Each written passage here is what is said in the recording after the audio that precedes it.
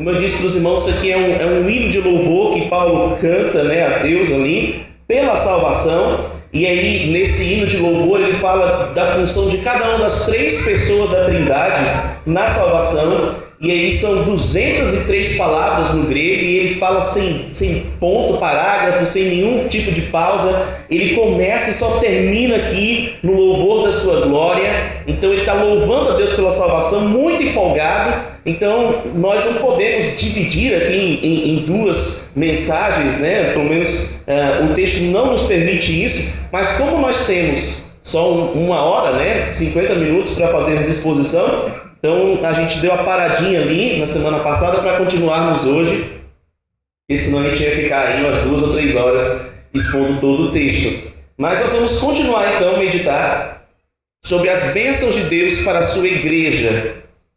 Efésios 1, de 3 a 14, embora hoje nós vamos meditar somente dos versículos 6, a parte B, para frente, né? Dos versículos 6b até o versículo 14.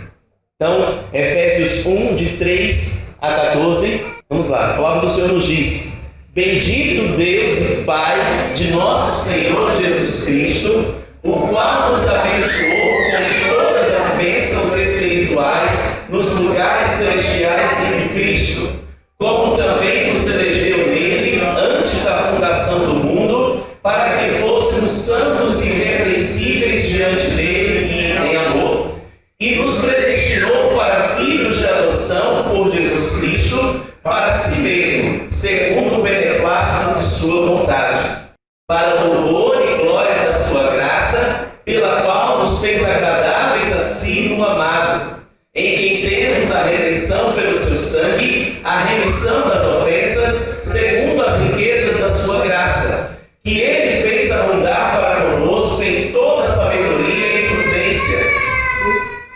descobrindo-nos o mistério da sua vontade, segundo o seu beneplácito que propusera em si mesmo, de tornar a congregar em Cristo todas as coisas, na dispensação da plenitude dos tempos, tanto as que estão nos céus como as que estão na terra. Nele, digo, em quem também fomos feitos herança, havendo sido predestinados, conforme o propósito daquele que faz todas as coisas, segundo o conselho da sua vontade, com o fim de sermos para louvor da sua glória, nós os que primeiro esperamos em Cristo, em quem também vós estáis, depois de que ouvistes a palavra da verdade, o evangelho da vossa salvação, e tendo nele também crido, fostes selados com o Espírito Santo da promessa, o qual é o penhor da nossa herança, para a redenção da possessão adquirida, para o louvor da sua glória. Na semana passada, meus irmãos, nós começamos a meditar nas bênçãos de Deus Pai para a sua igreja, né? Nós temos aqui nesse texto as bênçãos de cada uma das pessoas da Trindade na salvação. E nós começamos dos versículos 4 ao versículo 6, a parte A, verdade do 3, né? A meditarmos ali nas bênçãos de Deus Pai na salvação. Nós vimos que Deus nos escolheu antes da fundação do mundo, nos predestinou para sermos seus filhos e nos aceitou gratuitamente por meio de Cristo. E tudo isso Ele fez por sua igreja como sua parte na economia da salvação por meio de Cristo. Quando a gente fala de economia, nós estamos falando da função de cada uma das pessoas da Trindade na salvação, e a função do Pai foi justamente essa, de nos escolher, de nos predestinar para sermos seus filhos, nos aceitando gratuitamente. A razão do seu ato decretivo, a razão do fato de Deus ter decretado isso, aqueles a quem Ele ia salvar, é justamente o louvor da glória da sua graça. Deus queria fazer com que o seu nome fosse reconhecido como um nome de um Deus gracioso que salvou aqueles que Ele mesmo quis salvar. Como a gente viu lá em Apocalipse 7, 9 e 10, no último dia haverá muita gente ali de toda tribo, língua, raça e nação, e eles estarão ao redor do trono de Deus e do Cordeiro, louvando a Deus, dizendo: a salvação pertence ao Senhor. E aí nessa noite nós vamos continuar a ver as bênçãos de Deus para o seu povo, só que agora por meio das outras duas pessoas da Santíssima Trindade o Filho e o Espírito Santo. Então, peço que você feche seus olhos, baixe sua fronte, vamos orar mais uma vez, falar com o Senhor nesse momento. Pai, nós te louvamos e te bendizemos por tua palavra e queremos, ó Deus, que tão somente ela seja exposta nessa noite. Que não seja eu, Senhor, que não seja, meu Deus, nenhum pressuposto, mas que seja tão somente a tua Escritura, como o Senhor quis falar por meio do teu apóstolo, que seja, meu Deus, nessa noite exposta aqui também para a tua igreja.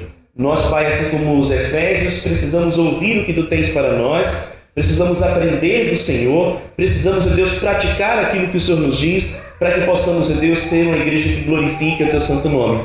Por isso, Deus, fale poderosamente a cada um de nós. Fale, Senhor, primeiramente a mim e depois aos teus filhos que aqui estão. De modo, meu Deus, sejamos impactados pelo poder do teu Espírito e transformados conforme a tua palavra, de modo que não saiamos como entramos, mas que sejamos de fato impactados, meu Deus, pela tua Escritura. É o que eu te peço, meu Senhor, e te agradeço no nome de Jesus. Amém. Então, meus irmãos, nós vimos que a razão de Deus manifestar o seu plano de salvação, toda a organização da salvação, foi justamente ser glorificado pela sua maravilhosa graça. O objetivo de Deus ter manifestado o seu plano salvífico foi mostrar, ser glorificado por sua maravilhosa graça. Ele predestinou e elegeu alguns para formar a sua igreja e ser louvado por meio dessa igreja como um Deus gracioso, bom, justo e amável. E por que graça? Porque Paulo começa a nos falar aqui para louvor e glória da sua graça no versículo 6. Pela simples razão, meus irmãos, de que ele fez aquilo que fez, porque ele decidiu nos amar e nos tirar do inferno. Deus decidiu amar o seu povo e tirar o seu povo do inferno. Como a gente canta no hino de número 37 do cantor cristão, a gente diz: ferido e abandonado, Jesus me socorreu. E segredou-me, achei-te, de agora em diante és meu. Então é isso que Deus faz conosco. Ele nos acha, Ele nos toma para si, e a partir desse dia nós somos dele. E Ele fez isso por quê? Simplesmente porque Ele é amor. Não havia em nós nenhum merecimento, tão somente Deus quis manifestar a sua graça. Então o motivo que fez Deus nos salvar e que levou Paulo, inspirado pelo Espírito Santo, a cantar tão empolgado aqui nesse texto, foi justamente a graça de Deus. E embora, meus irmãos, o Pai tenha nos predestinado e elegido antes da fundação do mundo, é na plenitude dos tempos, ou seja, é dentro da criação, dentro do tempo, em que essa salvação de Deus se manifesta até nós, como a gente vê em Gálatas 4, versículo 4. E Jesus, ele era conhecido antes da fundação do tempo, mas que na plenitude dos tempos ele nasceu da Virgem para nos dar salvação. E aí a palavra de Deus nos mostra que é por meio desse amado que está aí no versículo 6, a última palavra do versículo 6, amado. Esse amado, meus irmãos, é por meio dele que todo o plano de Deus é colocado em execução. Todo o plano de Deus dá certo por causa do amado. Aquilo que Deus planejou antes da fundação do mundo que ia fazer, Ele colocou em prática por meio de Jesus Cristo. É por meio dele, é por meio de Cristo, meus irmãos, que nós recebemos todas as bênçãos do Pai, como a gente vê lá em Colossenses 1, versículo 13. A Bíblia nos diz: Ele nos tirou do império das trevas e nos transportou para o reino do Filho do seu amor. Deus nos tirou do inferno e nos transportou para o reino de Cristo. E aí Paulo, ele já começa a destacar aqui para nós 3 bênçãos que foram vindas por meio de Jesus Cristo. 3 bênçãos que o Filho proporciona a nós dentro da salvação. E a primeira delas, meus irmãos, é que Jesus nos redimiu e nos perdoou. Ele nos redimiu e nos perdoou. Na verdade, uma está colada a outra, é quase que a mesma coisa, porque o versículo 7, observe comigo, a palavra de Deus nos diz: no qual temos a redenção pelo seu sangue, a remissão dos pecados segundo a riqueza da sua graça. Algumas traduções vão estar até assim: no qual temos a redenção pelo seu sangue, a saber, ou seja, a remissão dos pecados, é o perdão de pecados. Essa palavra redenção, meus irmãos, que vem do grego aí, apolitrosis, ou letrosis, rolou a língua aqui. Essa palavrinha, redenção, ela era usada para o resgate do homem prisioneiro ou resgate de alguém que tinha sido apanhado ali num momento de guerra, ou para resgatar alguém que estava na situação de escravidão. Essa palavra, ela também era usada para a libertação de um homem da pena de morte merecida por algum crime que ele tinha cometido.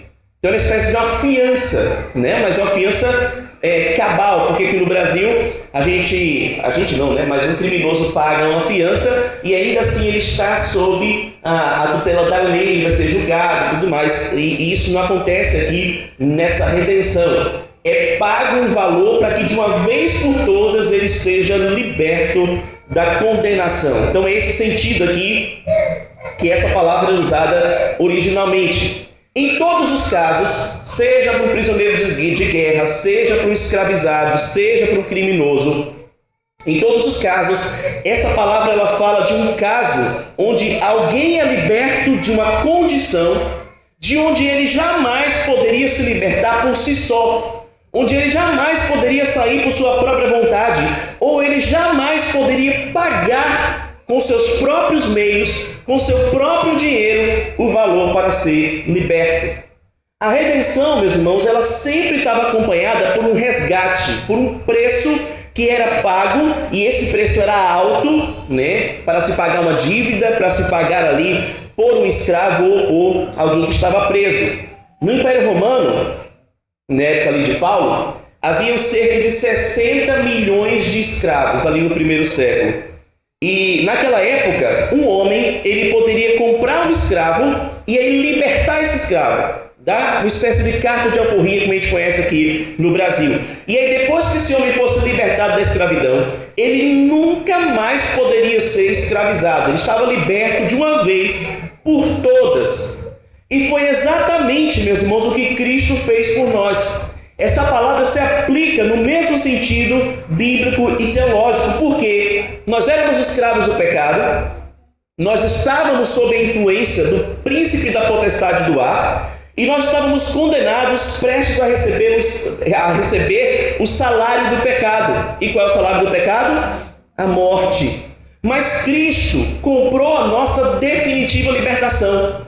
Ele comprou com resgate a nossa libertação de uma vez por todas. Ele nos comprou, meus irmãos, para que nós experimentássemos a verdadeira liberdade, sendo agora seus escravos. Porque a verdadeira libertação, a verdadeira liberdade é alguém se tornar servo de Deus. E o preço que Jesus pagou foi altíssimo. Foi o preço que nós nunca conseguiríamos pagar. Ele pagou com o seu próprio sangue, como diz o versículo 7, pelo seu sangue.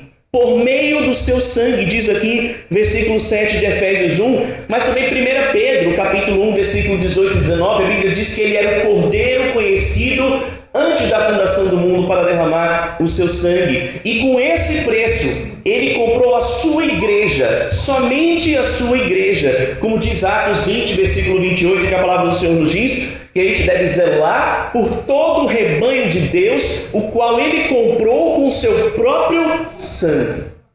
Jesus pagou o resgate altíssimo e ele pagou com o seu próprio sangue. Assim, meus irmãos, Jesus, ele nos libertou do peso da lei, e Gálatas 5, versículo 1, a palavra nos diz que foi para a liberdade que Jesus nos libertou. Ele nos libertou da escravidão do pecado, como nos diz Romanos 6, versículo 2, nós já morremos para o pecado. Ele também nos libertou do mundo, Gálatas capítulo 1, versículo 4, a palavra diz que nós estamos desarraigados desse mundo, as nossas raízes desse mundo foram tiradas. E ele mesmo recebeu o castigo, a condenação que era devida a nós e nos comprou para si, de modo que se Jesus te salvou, meu irmão, ele te salvou total e completamente.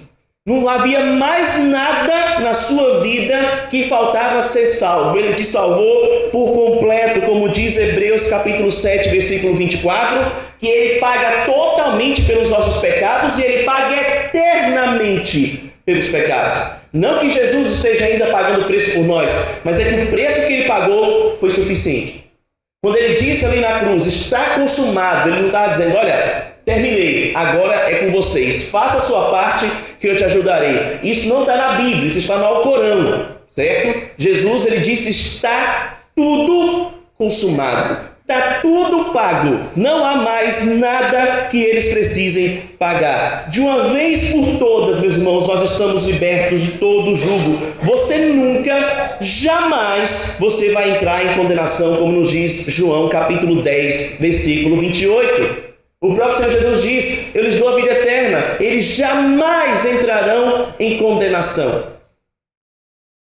A redenção, esse perdão, e essa palavra perdão significa levar embora os nossos pecados. Essa redenção em Cristo, meus irmãos, ela grita para nós a nossa segurança e a nossa garantia eterna.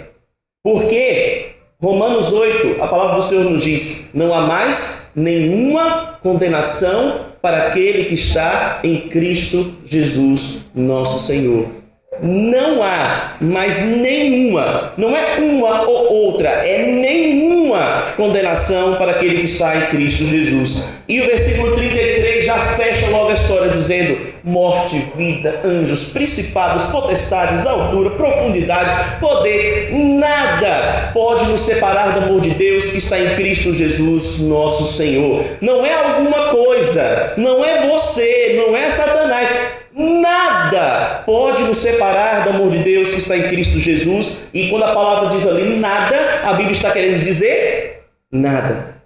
É literal. Nem mesmo nós podemos, meus irmãos, nos afastar do amor de Deus, porque Ele é o nosso dono a partir de agora. E Ele nos atrai com laços de amor por meio da sua voz. Ele mesmo diz lá em João 10, 27, as minhas ovelhas ouvem a minha voz, eu as conheço e elas me seguem.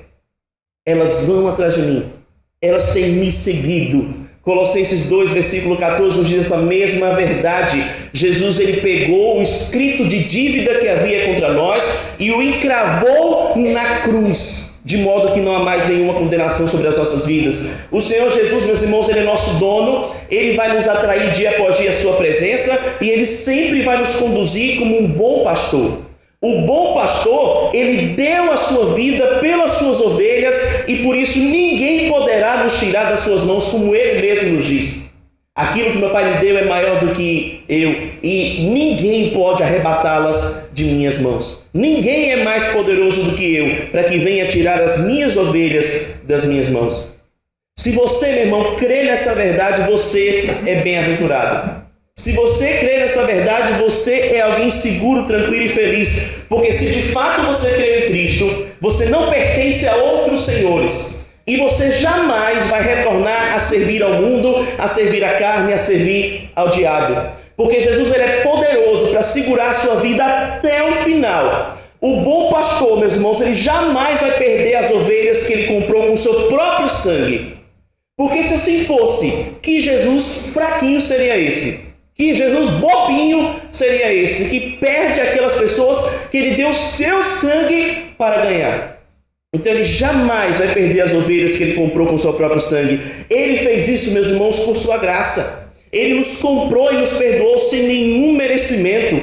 Nós éramos escravos e a gente pode imaginar aqui uma feira, como havia ali no Império Romano, onde ficavam os escravos ali, um ao lado do outro, numa fila. E aí o comprador chegava para comprar esses escravos e eles olhavam aqueles que tinham os dentes mais bonitos, aqueles que eram mais fortes ou que tinham algum conhecimento que poderia servir ali para o seu dono, como a gente via até mesmo aqui no Brasil, ali nos portos, né, ficavam os escravos trazidos da África e eles escolhiam as mulheres que trabalhariam mais, os homens que eram mais fortes, que tinham os dentes mais bonitos. E é uma questão até um pouco genética, né? Hoje em dia a gente vê os frutos disso. Aqui no Brasil ficaram, entre aspas, somente os melhores, mas não é assim com o Senhor.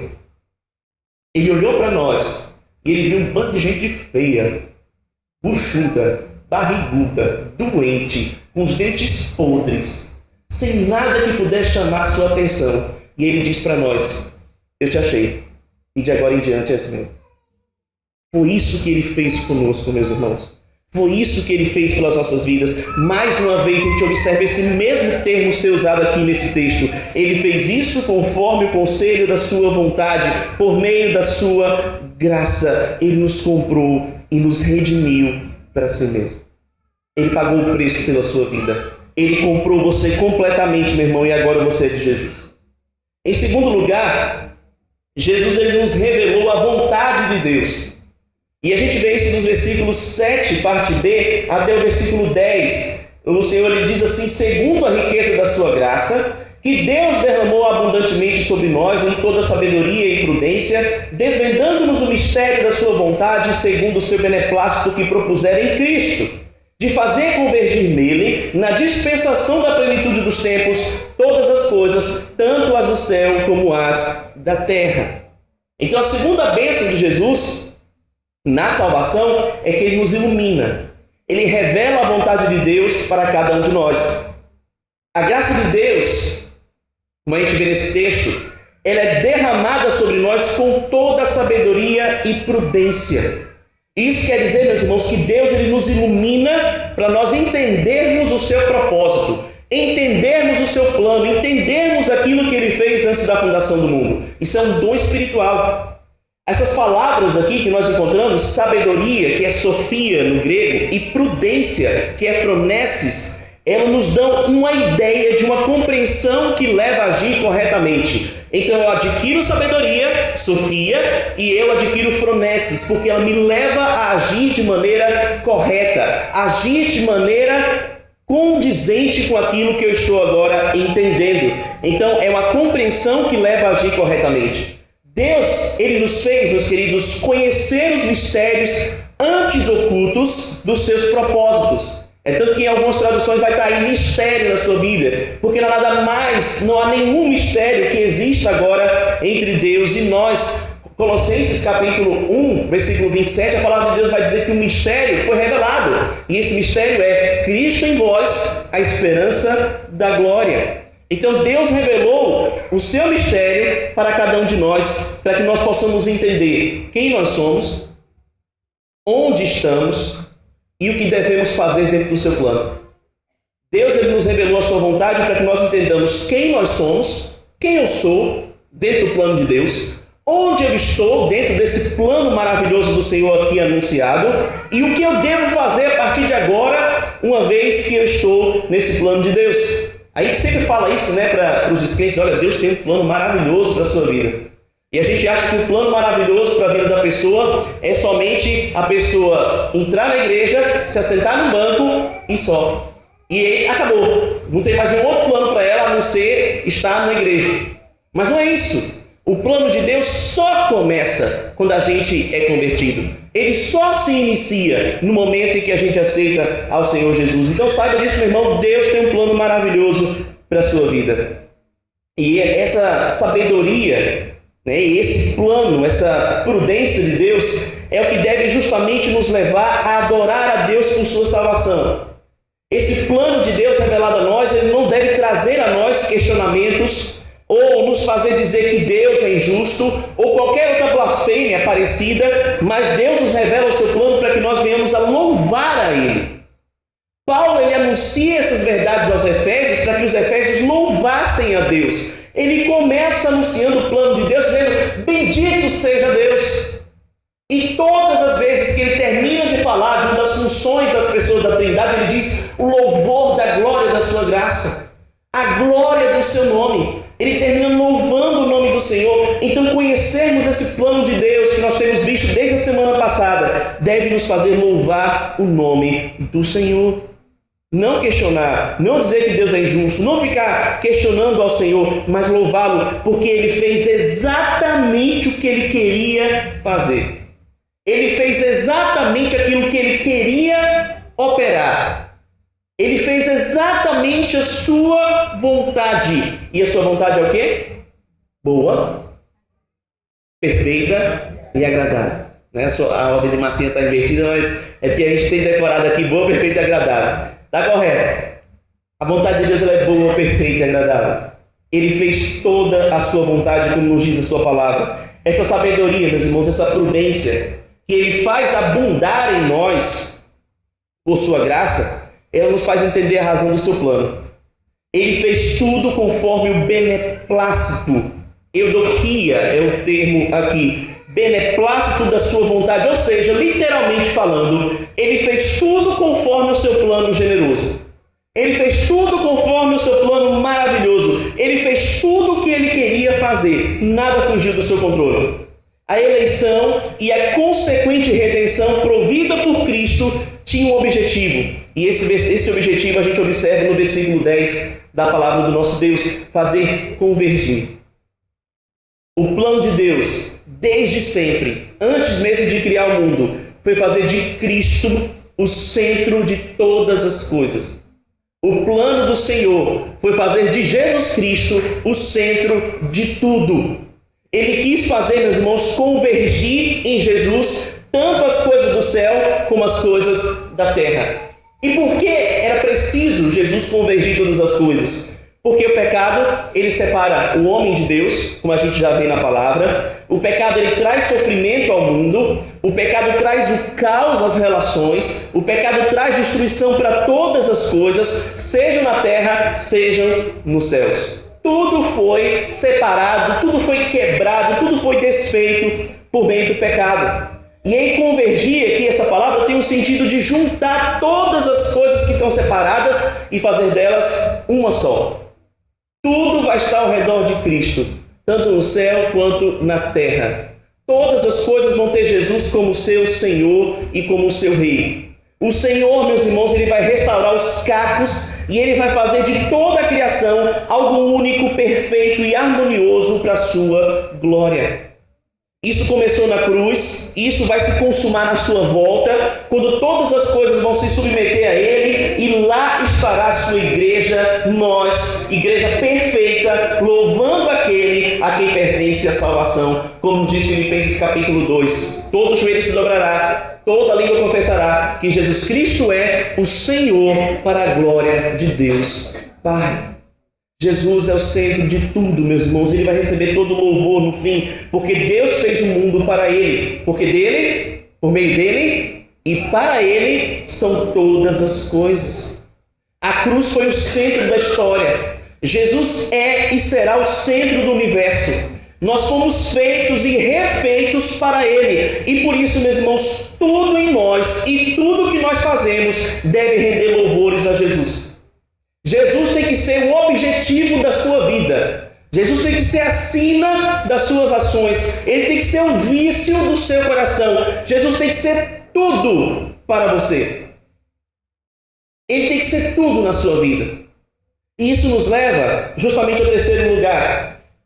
A terceira bênção de Jesus. Ele nos fez a sua herança. Versículo 11, a palavra do Senhor nos diz: nele digo, no qual fomos também feitos herança, predestinados segundo o propósito daquele que faz todas as coisas conforme o conselho da sua vontade. Jesus nos fez sua herança. Em Cristo nós temos uma herança. Nós vamos receber essa herança. A gente vê no versículo 14 e 1 Pedro 1, de 1 a 4, a palavra do Senhor fala disso, dessa herança, dessa glória inacessível, aquilo que nós vamos receber do Senhor. Mas nós também somos a herança de Jesus. Nós somos a herança do Senhor Jesus Cristo. Nós, meus irmãos, que fomos comprados por um preço, agora somos de Jesus, como Ele mesmo nos diz lá em Atos 20, 28. Ele nos comprou com o seu próprio sangue. Nós pertencemos a Jesus Cristo. Você, meu querido, pertence a Jesus Cristo pelo mérito dEle. Porque Ele te comprou. Se a salvação é de graça para nós, essa salvação não é de graça para Jesus. Jesus não precisa ser salvo, né? A salvação para nós é de graça, mas não é para Jesus, porque Ele teve que comprar as nossas vidas. Por meio do seu mérito, por puro mérito, Ele nos comprou para si. Ele mereceu nos ter. Ele mereceu nos comprar. Porque Ele deu, meus irmãos, a sua vida para nos comprar, para comprar cada membro do seu corpo. E a gente vê isso lá em Isaías 53, de 10 a 12. E eu peço que vocês abram suas Bíblias esse texto comigo. Isaías, capítulo 53, de 10 a 12. E a gente vê a palavra do Senhor nos dizendo justamente isso. Jesus mereceu as nossas vidas. Ele nos comprou para si mesmo. Nós agora somos dele, tão somente dele. Isaías 53, de 10 a 12. A palavra do Senhor nos diz o seguinte: todavia, ao Senhor agradou moê-lo, fazendo enfermar, e quando der ele a sua alma como oferta pelo pecado, verá sua posteridade e prolongará os seus dias, e a vontade do Senhor prosperará nas suas mãos. Ele verá o fruto do penoso trabalho de sua alma e ficará satisfeito. O meu servo, o justo, com o seu conhecimento, justificará a muitos, porque as iniquidades deles levará sobre si. Por isso, eu lhe darei muitos como a sua parte, e com os poderosos repartirá ele despojo. Porquanto derramou a sua alma na morte, foi contado com os transgressores, contudo levou sobre si o pecado de muitos, e pelos transgressores intercedeu. Jesus morreu na cruz para nos comprar. Jesus morreu na cruz para nos adquirir para si. Jesus morreu na cruz para nos receber como sua herança e possessão. Por isso, meu irmão, você pertence a Cristo. Nós somos o presente do Pai para o seu Filho. E esse presente, para que Jesus recebesse, voluntariamente ele tinha que se oferecer, pagando o preço do resgate para que nós fôssemos dele. E é por isso que o versículo 11, ele continua dizendo: predestinados segundo o propósito daquele que faz todas as coisas segundo o conselho da sua vontade. O que esse texto quer nos dizer isso? Porque Deus, segundo a sua vontade, escolheu antes dos tempos um povo, a igreja, e deu esse povo para o Filho, para que esse povo, pela fé em seu sacrifício que aconteceu na plenitude dos tempos, fosse feito sua herança, seu presente, o seu galardão. Nós fomos feitos e predestinados para Jesus. Deus nos deu para o seu Filho, e agora nós somos dele para sempre, como nos diz João 6, versículo 37, quando a palavra do Senhor nos diz: todo aquele que o Pai me dá, este virá a mim, e o que vem a mim, de maneira nenhuma o lançarei fora. Nós somos de Jesus para sempre. O povo de Deus, meus irmãos, são santos de Deus, como diz Efésios 1:1. O povo de Deus é a herança de Deus, como diz Efésios 1:11. O povo de Deus é a possessão de Deus, é a propriedade de Deus, como diz Efésios 1:14. Nós somos o seu corpo, somos a menina dos seus olhos, somos a sua noiva, somos a sua casa, e nós viveremos por toda a eternidade adorando e servindo aquele que é o nosso dono e a nossa paixão maior. Essa é a nossa função nesse mundo, sermos de Jesus. Essa é a função desta igreja e de todas as igrejas do nome do Senhor Jesus neste mundo, pertencer a Jesus. Porque o próprio céu, meus irmãos, é muito mais um lugar onde Deus vai desfrutar da sua criação do que um lugar feito para nós descansarmos. O céu é muito mais um lugar onde a gente vai estar ali servindo ao Senhor do que o contrário. Porque o céu não é, meus irmãos, o homem no centro e Deus nos servindo. Mas o céu é Ele no centro e nós nos deliciando no prazer e no deleite de o servirmos. Foi para isso que Ele nos fez. Foi para isso que Ele nos criou, meus irmãos. Nós fomos feitos para Ele. E Ele fez o que fez, e como nos diz aí a palavra do Senhor, Ele fez de acordo com aquilo que foi planejado segundo a vontade dEle. Versículo 11 diz: segundo o propósito daquele que faz todas as coisas, conforme o quê? Conforme o que eu digo, conforme o que eu faço, conforme a minha opinião? Não, somente de acordo com o conselho da sua vontade. Tudo que Ele fez conforme o seu planejamento, conforme a maneira que Ele quis. Ele nos predestinou para crermos em Cristo e sermos de Cristo segundo aquilo que foi planejado por Ele. Não se trata, meus irmãos, de adivinhação, não se trata de sensitividade, Ele não viu o futuro, não é uma questão de probabilidade, mas foi um decreto, foi vontade objetiva e graciosa da parte de Deus. Meus irmãos, a IBP, ela estava no coração de Deus desde sempre. Essa igreja estava no coração do Senhor desde sempre. A Santíssima Trindade planejou graciosamente essa igreja. Nós não estamos aqui por acaso, nós não estamos aqui por uma seleção natural. Ele nos fez para a sua glória e nós devemos, portanto, meus irmãos, viver para a glória do Senhor Jesus Cristo. Versículo 12 da palavra do Senhor nos diz aqui: a fim de sermos para louvor da sua glória. Nós fomos feitos para a glória de Jesus. Nesse versículo, Paulo está explicando o que ele entendia e que agora ele estava compreendendo a razão da sua vida, porque ele mesmo veio de um contexto ali onde ele não conhecia Cristo. Ele diz: agora eu conheço Jesus e agora eu entendo a razão da minha vida. Tanto dele, quanto também dos seus irmãos judeus que foram convertidos a Cristo. E ele usa aqui a palavra nós, os que esperávamos de antemão, os primeiros a crerem em Jesus. Mas agora, não somente os judeus cristãos, mas também a igreja de Éfeso, os irmãos ali dos Efésios e todos os que fazem parte da igreja, agora também fazem parte desse mesmo propósito. Da mesma maneira que eles foram chamados, nós também os fomos. A igreja de Jesus, principalmente a igreja gentílica, é isso que Paulo quer fazer eles entenderem, Não foram só os judeus que Deus amou e que Deus escolheu, mas também todos aqueles que crerão em Cristo. Deus tinha feito o mesmo planejamento. A gente não é um acidente de percurso. Nós não somos um quebra-galho, um plano B de Deus. Nós estávamos em seu coração desde sempre. E esse é um tema recorrente na carta. A gente vai ver isso quando chegarmos no capítulo 2, no capítulo 3. Paulo dizendo: judeus e gentios, igreja de Cristo. Judeus e gentios, povo de Deus. Judeus e gentios, amados do Senhor igualmente.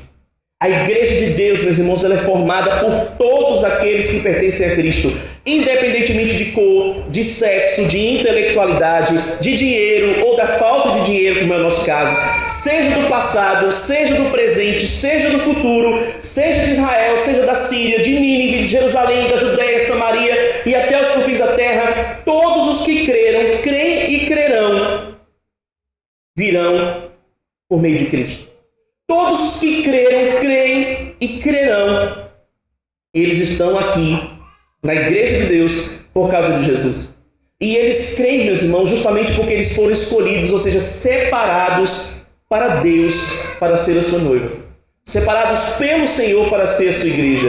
E essas bênçãos, elas foram alcançadas para nós pela terceira pessoa da Trindade, como a gente vai ver nesses 10 minutinhos que faltam para a gente encerrar. Duas são as bênçãos, meus irmãos, que foram trazidas por nós por meio do Espírito Santo, da terceira pessoa da Trindade dentro da salvação. E essas bênçãos são selo e garantia. E a primeira delas é: nós temos o selo do Espírito Santo. Capítulo 1, versículo 13. Na verdade, quando a gente vai olhar aqui para a obra do Espírito Santo, a gente vê que ela já começa aqui no início do versículo 3. A palavra diz: em quem também vós, depois de ouvistes a palavra da verdade, o evangelho da vossa salvação, tendo nele também crido, fostes selados com o Espírito Santo da promessa. Aqui nós vemos, logo de começo, logo de início, a importância da gente pregar o evangelho. Porque, meus irmãos, é essa palavra, é esse evangelho que foi escrito pelo Espírito Santo de Deus, que gera fé em nós, como está lá em Romanos 10, versículo 14. A fé vem pelo ouvir e ouvir a palavra de Cristo. É um milagre, meus irmãos, de fazer a palavra ser ouvida por mortos. É um milagre que faz com que o surdo não somente ouça com o ouvido, mas também com a mente e com o coração. É esse o milagre que já começa a ser operado pelo Espírito Santo de Deus. Por isso o Senhor Jesus ele disse que quem não nascer de novo não pode ver o reino de Deus. E aí no versículo 21 do capítulo 3 ele diz que quem não nascer do alto não pode ver o reino de Deus. Assim, meus irmãos, a gente observa que a fé é aquilo que Deus nos dá. Capítulo 2, versículo 8. Essa fé que Deus nos dá é o sinal, é o milagre que Ele opera em nós para nos salvar. Porque sem fé é impossível agradar a Deus, como diz Hebreus 11:16. Sem fé não é possível ser salvo. E esse dom de Deus, ele vem por meio justamente da pregação. Porque ao receber a fé, o pecador crê na palavra, ele crê naquilo que a Bíblia diz sobre o seu estado miserável, o faz reconhecer a sua necessidade de Cristo e se arrepender dos seus pecados, se entregando ao Salvador. É isso que a fé faz conosco.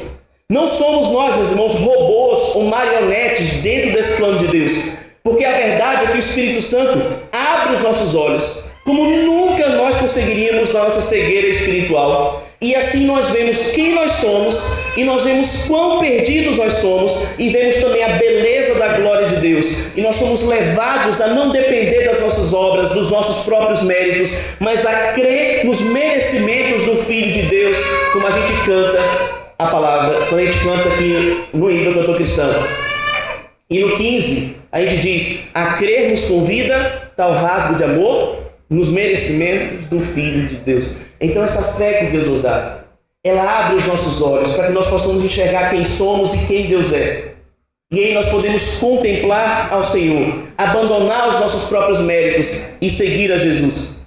O Espírito Santo, meus irmãos, ele não tenta nos convencer. A promessa da palavra de Deus é que o Espírito Santo convence do pecado, da justiça e do juízo. João 16, versículo 8. Os argumentos do Espírito Santo, meus irmãos, são irresistíveis. Quando ele tenta convencer alguém, quando ele vai convencer alguém, ele consegue. Ele é poderoso porque ele é Deus. O Espírito Santo não é a força ativa dos testemunhos de Jeová. O Espírito Santo é Deus. É como, meus irmãos, a gente pode trazer aqui para um exemplo para a gente entender. É como se fosse um copo cheio da mais pura água num deserto escaldante, imortal. E aí a gente tem sede, a gente deseja aquela água, a gente corre em direção a ela, e é desse jeito sobrenatural que os eleitos são levados à fé em Cristo. Deus se mostra para nós como Ele é. E aí a gente não tem outra alternativa a não fazer igual Isaías fez quando viu o Senhor. Ai de mim. Ai de mim. E os meus olhos viram o Senhor. Após ter crido, após ter tido esses olhos abertos, meus irmãos, nós contemplamos a primeira bênção do Espírito Santo, que aqui está no versículo 13. Nós somos selados. E a palavra aqui, selado, é esfragisfete. E essa palavra ela está no modo passivo. Significa exatamente fostes selados, como está em alguma tradução daí dos irmãos. O Espírito Santo nos selou. Não fomos nós quem nos selamos, foi o Espírito quem nos selou. O tempo verbal aí é o tempo chamado auristo. E é um tempo que fala de uma ação que começou no passado e que terminou no passado. Porque ela é tão perfeita, ela é tão completa que ela não precisa mais de nenhum outro tipo de complemento. Ele fez de uma vez por todas. Ele selou a sua vida de uma vez por todas, meu irmão. E isso acontece imediatamente depois de você crer em Cristo. Não é algo que vai vir depois, num tempo, com você buscando, ou com você fazendo determinadas coisas, dançando, falando algo, saltitando. Quando você crê em Cristo, você é selado com o Espírito Santo do Senhor. E isso nos mostra mais uma vez o caráter eterno da salvação do Senhor. Porque o selo, meus irmãos, era aquilo que garantia um caráter autêntico de um documento. A gente sabia que o documento era verdadeiro porque ele tinha um selo. O selo servia para marcar alguma coisa como propriedade. A gente vê isso lá em Cantares 8:6. Um texto, um documento feito autêntico, a gente vê em Esther 3:12. E o selo também protegia contra violações e danos, como a gente vê lá em Mateus 27:66, quando o túmulo do Senhor Jesus ali é lacrado, é amarrado ali com cordas, e aí no meio é colocado o quê? O selo. Para que ninguém pudesse romper, para que ninguém pudesse tirar ali o corpo de Jesus de dentro. Glória a Deus, porque a pedra explodiu de fora para dentro. Porque o Senhor revolveu aquela pedra para honra e glória de si mesmo. E aqui, meus irmãos, dentro dessas três lições, dessas três funções que nós vemos aplicadas na vida do crente, é exatamente aquilo que acontece conosco. Nós somos garantidos como um documento autêntico, nós somos feitos propriedade e nós somos protegidos de violações e danos. O selo do Espírito Santo é a prova de que nós somos de fato do Senhor. Romanos capítulo 8, versículo 16, a palavra do Senhor nos diz isso. que nós somos sua propriedade, versículo 14 de Efésios 1, e também 1 Coríntios 6, 19 e 20, e nós estamos protegidos para sempre com o Senhor. Assim como os mercadores de Éfeso, e é interessante observar isso aqui, os mercadores de Éfeso, eles marcavam a madeira, eles cortavam a madeira, aí naquele tempo não tinha Ibama para multar ninguém, né? Mas eles marcavam ali a madeira, né? Separavam a madeira e eles marcavam a madeira com um selo, para que o comprador daquela madeira identificasse que aquela madeira era dele e levasse essa madeira para casa. E da mesma maneira que isso acontecia com esses mercadores, meus irmãos, nós fomos marcados e nós estamos agora somente esperando o nosso dono vir nos buscar e nos levar para casa. Nós estamos selados pelo Espírito de Deus. Nós agora, meus irmãos, somos cartas seladas para que ninguém nos viole ou nos desvie do nosso destinatário final. Nós agora estamos guardados e só vamos ser abertos pelo nosso dono. Como escravos que são marcados para que todos saibam quem é o seu Senhor, nós também estamos marcados pelo Espírito Santo para que todos saibam que nós pertencemos a Deus. O Espírito Santo em nós, meus irmãos, é o penhor da nossa salvação. Ele é a garantia de que nós somos para sempre do Senhor, que Ele jamais nos deixará, como Ele mesmo prometeu em Mateus 28, versículo 20. Eis que estou convosco todos os dias, até a consumação dos séculos. E é esse batismo, meus irmãos, com o Espírito Santo, esse selo com o Espírito Santo, que vai nos levar a chamar Ele de Abba Pai. É esse selo que dá a certeza de que nós pertencemos a Cristo, como diz Romanos capítulo 8, versículo 9. Esse selo nos mostra que a salvação é totalmente uma obra de Deus em nós, do início ao fim, e uma graciosa prova de que Deus nos ama. Às vezes a gente vê aqui na igreja, né, os irmãos oram assim: Senhor, não nos deixe só, não nos desampare. E esse pedido é bom, porque o crente deve ter em si esse temor, mas isso não é uma verdade. Porque Ele mesmo nos diz em Hebreus: eu nunca vos deixarei, eu jamais os abandonarei. E nós temos, meus irmãos, a garantia do Espírito Santo. Versículo 14, a palavra do Senhor nos diz: o qual é o penhor da nossa herança, até o resgate da sua propriedade em louvor da sua glória. Então o Espírito Santo, ele é a entrada. Quando a palavra fala que garantia, é a mesma palavra que nós usaríamos hoje para dar uma entrada em alguma coisa que a gente quer comprar. Não é um consórcio, né? É uma coisa que a gente vai comprar nas prestações e tem lá 1 mais 10. A gente dá aquela 1, pega o produto e leva para casa. Não é esse o sentido aqui. Então o Espírito Santo é a garantia, que ele é a parcela que vai dar direito ao comprador de levar o produto para casa. Essa garantia é a prova de que nós recebemos a nossa herança, de que nós vamos receber também a nossa redenção final. O Espírito Santo, ele é a garantia que garante, redundantemente falando, para nós, que Deus vai terminar a sua obra em nós, que Ele vai nos levar para a sua glória, como nos diz Romanos 8, 18 a 23, 1 João 3, de 1 a 3, e como diz também Filipenses 1, 6, aquele que começou a boa obra em vós é fiel para terminá-la até o dia de Cristo Jesus. Ele não vai deixar a sua obra no meio do caminho, Ele não vai parar a sua obra num determinado momento. Ele é fiel para terminá-la até o dia de Cristo Jesus. Ele nos garantiu isso, Ele nos prometeu isso, e Ele tem de cumprir por sua própria palavra. E nós temos sentido, meus irmãos, essa entrada santa em nossas vidas. Nós temos sentido essa garantia nas nossas vidas, porque a palavra de Deus nos diz que nós já estamos assentados nas regiões celestiais em Cristo Jesus. Nós já estamos ao lado do Senhor, porque aquilo que nós vamos ter no céu, nós já experimentamos aqui. Aquilo que nós vamos receber no céu, nós já temos experimentado aqui, a gente já tem recebido essa entrada. Uma vida em abundância, como nos diz o Senhor. Aquele que crê em mim terá vida e vida em abundância. O dom presente do Espírito Santo, meus irmãos, é só uma fração, é só uma amostra grátis daquilo que nós vamos receber no futuro. Essa entrada não é o Espírito dizendo: olha, estou aqui me comprando, talvez eu pague todo o restante do valor. Na verdade não, Ele está dando para nós esse valor, essa garantia de que nós já somos dele. Somos nós quem recebemos essa entrada da parte do Espírito Santo do Senhor. Como a gente canta no hino Chuva de Bênçãos. A gente diz chuva de quê? De bênçãos. Chuvas de bênçãos dos céus. Gotas somente nós temos. Chuvas rogamos a Deus.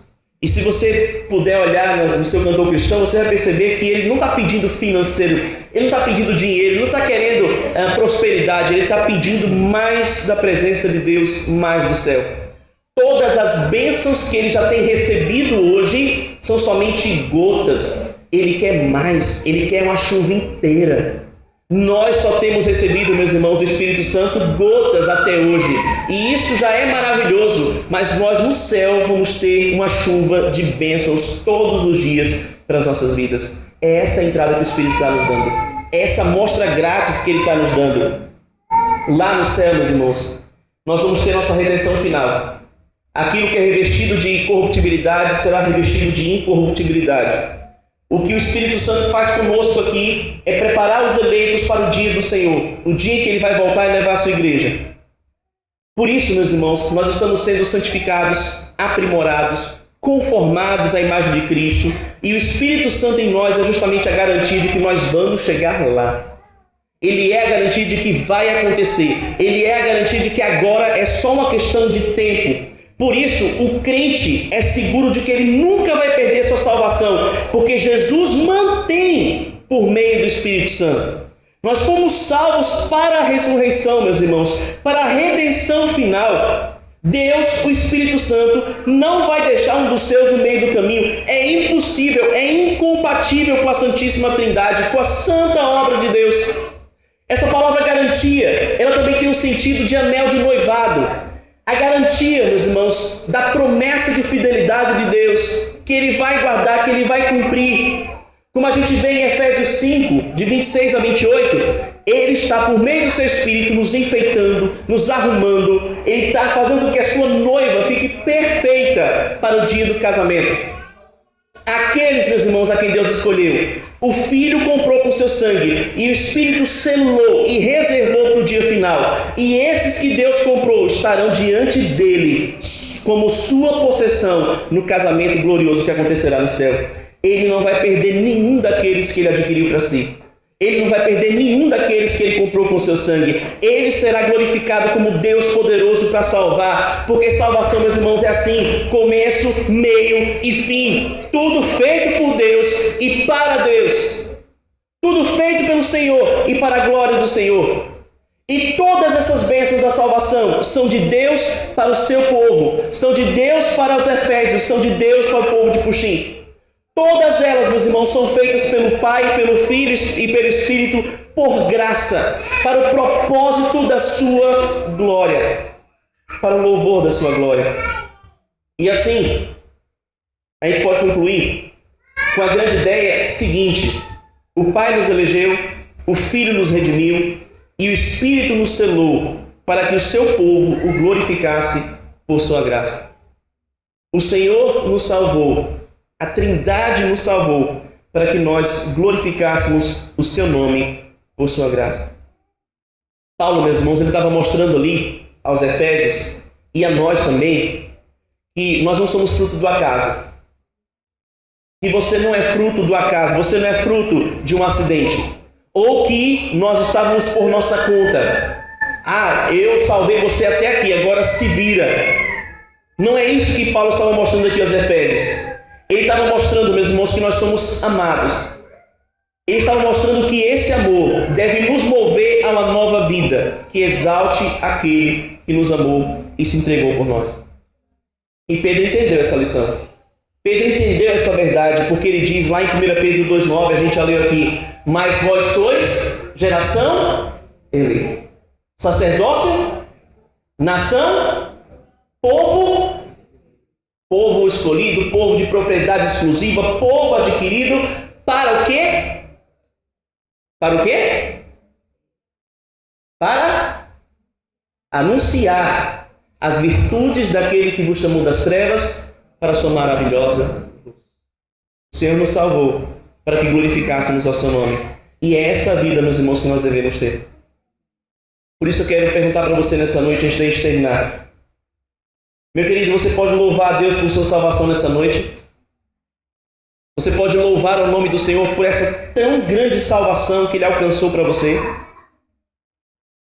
Ore, meu querido, para que você possa entender essa verdade aqui que nós lemos nesses 2 finais de semana, porque o próprio apóstolo Paulo ele fez isso no versículo 15, não orando por ele, mas orando pelos Efésios para que eles pudessem compreender a glória da salvação do Senhor.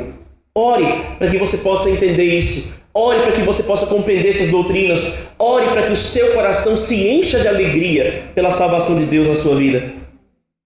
Porque o que Deus fez, meus irmãos, foi de uma vez por todas. Não dá para um redimido voltar a ser escravo. Não dá para alguém que foi selado perder o seu selo. Deus não é fraco ou ele não é mentiroso para perder um dos seus. Assim, meus irmãos, não existe meio termo. Não existe meio crente ou quase crente. Se alguém saiu, se alguém abandonou a fé, se alguém se desviou, como nós dizemos, é porque essa pessoa não era dos de Deus. Essa pessoa não pertencia ao Senhor. 1 João 2, versículo 19, a palavra do nosso Deus vai dizer: saíram dos nossos porque não eram dos nossos. Porque eles saíram do nosso meio para se manifestar de que eles não pertenciam ao nosso meio. Observe, meu irmão, que se você está aqui, mas o seu coração não se alegra em Deus, se você não está cumprindo aquilo que a palavra diz de crer em Cristo, de servir ao Senhor, se você está aqui só pelos seus interesses, tema pela sua vida. Talvez você possa não ser um dos escolhidos de Deus, ou pior, talvez você até seja, mas está vivendo enganado até os dias de hoje, porque você ainda não creu verdadeiramente no Salvador. Se a sua vida não está demonstrando essa salvação que aconteceu em você, é um péssimo sinal para você. Observe, meus irmãos, que a obra de Jesus e do Espírito Santo ela é completa. Ela não é algo que acontece na metade. Nós não somos transformados só numa área, só na vida na igreja domingo à noite. Nós somos transformados por completo. Nós somos, meus irmãos, passivos na salvação, e isso não é de maneira nenhuma cooperação da nossa parte, porque não é Jesus mais eu, não é Jesus mais as minhas obras, não é Jesus mais a minha obediência, ou Jesus me salvou até aqui, a partir de agora eu tenho que me virar. Ou é somente Cristo ou não é. Ou é somente o Senhor que te salvou, ou você não é salvo. Meus irmãos, essa ideia de que você se salva pelas suas obras, de que você pode perder salvação, de que você é quem faz todas as coisas, isso não é o Evangelho. E você precisa confiar de todo o seu coração em Cristo. Porque, meus irmãos, em 431, aconteceu um concílio da igreja, onde eles estavam ali diante de uma filosofia chamada pelagianismo, que pregava tudo isso, que o homem se salva, que o homem é bom, que o homem ele não precisa de Jesus para se salvar, que ele contribui com a sua salvação. A igreja em 431, ela reputou, ela descreveu isso como heresia. E sabe onde é que foi realizado esse concílio? Em Éfeso. Exatamente na igreja onde Paulo pregou essas verdades. Então, irmão, deixe de crer em você, crê em Cristo. Deixe de crer nas suas obras, crê no Senhor Jesus. Deixe de confiar na sua manutenção, confie no Senhor. Pastor, você está dizendo então que eu não preciso ser obediente, que eu não preciso ter uma vida de fé, que eu não preciso ir para a igreja? Você precisa, meu irmão, mas não para ser salvo, e sim porque você já é salvo. Nós não somos salvos pelas obras, nós somos salvos para as obras. Quem te segura aqui, se você está aqui até hoje, é Jesus. E no último dia você vai dizer: Senhor, glória ao teu nome, porque eu perseverei na fé. Não foi por mim, foi o Senhor. Foi Jesus quem fez isso, me guiando, me apacentando como um bom pastor. Meus irmãos, Ele fez tudo segundo o conselho da sua vontade. Ele sabe quem Ele vai salvar, e isso não é da nossa conta. Não somos nós quem podemos dizer quem o Senhor vai salvar e quem não vai. A nós cabe somente pregar. E isso para nós é uma motivação maravilhosa. Porque se dependesse de mim convencer alguém, meu Deus, o mundo inteiro estava perdido. Mas como depende do Espírito Santo do Senhor, a mim só cabe pregar. Por isso, meu irmão, saia dessa igreja, vai pregar o Evangelho. Vai falar de Jesus para os seus parentes. Vai, como o pastor Fernando Brandão sempre nos diz, que se é o Senhor quem salva, nós temos que orar para que Ele salve vidas. Comece a orar pelo seu parente, comece a orar por aquela pessoa que você acha que nunca vai aceitar a Cristo. Comece a orar intercedendo a Deus para que essa vida seja ganha pelo Espírito Santo do Senhor. E se Ele quiser, Ele fará. Meus irmãos, Jesus é o centro desse plano. Jesus é o centro dessa igreja. Jesus é o centro do mundo inteiro. E eu quero perguntar para você nessa noite, meu querido. Jesus tem sido o centro da sua vida? Jesus tem sido o centro das suas ações? Imitar Jesus tem sido o alvo da sua vida? Fazer com que Ele seja glorificado tem sido tudo aquilo que você deseja? Meu irmão, você entende onde você está? Você entende onde você precisa estar dentro desse plano maravilhoso do Senhor? Que você não somente foi feito para ocupar um banco de igreja, e às vezes muita gente senta até num lugar só. Não é problema, né? Mas tem gente que está ali marcadinho e só não passa disso. Onde você está dentro do plano do Senhor? Será que o Senhor te salvou antes da fundação do mundo, te escolhendo ali para que você fosse salvo por Cristo, somente para você vir para a igreja domingo à noite? Ele tem um plano muito maior na sua vida, meu irmão. Ele tem algo muito mais maravilhoso para você. Coloque-se na presença do Senhor, peça a Ele que te use para a sua glória. Meu querido, você tem confiado e você tem se alegrado no Espírito Santo. Você tem se alegrado em saber que Ele reservou para você o dia final. Você consegue sentir a sua obra santa no seu coração. Você consegue perceber que Ele está aperfeiçoando aquela obra que Ele começou no dia que te salvou. E você que está aqui nessa noite, que ainda não tem um encontro verdadeiro com Cristo, que tem vindo para a igreja, que tem acompanhado os trabalhos, mas que ainda não se decidiu, que ainda não confessou a Jesus como seu Salvador, dizendo: Senhor, eu te quero na minha vida. Meu querido, será que você não faz parte desse plano de Deus? Você precisa se colocar na presença do Senhor, você precisa clamar a Deus que salve a sua vida. Você precisa desejar fazer parte dessa igreja que Ele tanto amou e se entregou por ela. Que nessa noite você tome uma atitude e se renda a Jesus Cristo. Que nessa noite o seu coração seja inclinado ao Senhor. E que você pare de simplesmente rodear o Evangelho, que você possa estar no centro dele, servindo ao Senhor Jesus Cristo. Na igreja dele, que Ele deu o seu sangue para comprá-la. Igreja do Senhor, louve a Deus. Exalte ao Senhor. Glorifique ao Senhor. Adore a Deus com sua vida. Faça Ele ser reconhecido porque Ele salvou você.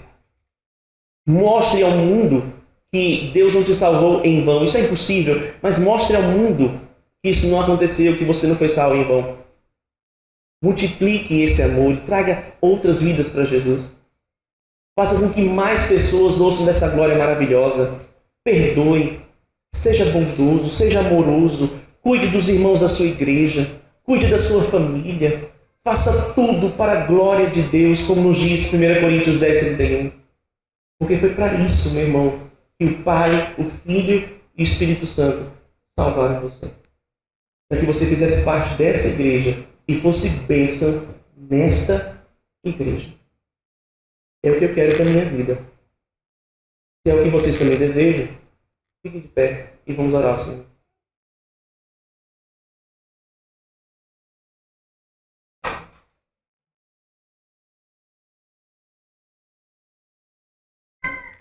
Pai, nós te louvamos, meu Deus, porque entendemos a Tua obra maravilhosa em nossas vidas, Senhor. Nós te louvamos, Pai, por Tua tão grande salvação. Te agradecemos, meu Deus, porque se não fosse por Ti, nós estaríamos perdidos em nossos delitos e pecados. Muito obrigado, Pai, por tudo aquilo que o Senhor fez e faz por nós. E muito obrigado, Deus, porque nós não somos o centro do universo, mas Cristo o é. E nós estamos aqui para servi-lo. Nós estamos aqui porque somos a possessão dEle. Nós somos herança do Senhor. Ele é o nosso dono. Ele é o nosso Senhor. Ele é o nosso Salvador. Ele é aquele que manda e desmanda nas nossas vidas. E nós estamos aqui, Pai, a seu dispor. Nós estamos aqui, meu Deus, para a Tua vontade. Nós estamos aqui, meu Deus, para sermos instrumentos das Tuas mãos. E nós queremos glorificar a Ti, Pai, com uma vida de gratidão, de louvor, de adoração. Porque eu entendo, meu Deus, tudo que o Senhor fez por mim na cruz do Calvário. E eu clamo a Ti que Teu Espírito Santo ilumine também os Teus servos aqui nessa noite, para que eles compreendam tudo aquilo que Tu fizeste por cada um deles. E no nome de Jesus, Pai, nós possamos ter renovado em nós a alegria da Tua salvação. E que possamos, meu Deus, transbordar, meu Senhor, de alegria, de paz, de graça, onde quer que nós estejamos. Abençoe esta igreja, Deus, para que ela possa, Senhor, abundar em todo o amor, em toda a misericórdia, demonstrando aquilo que Jesus fez por cada um desses Teus servos que aqui estão.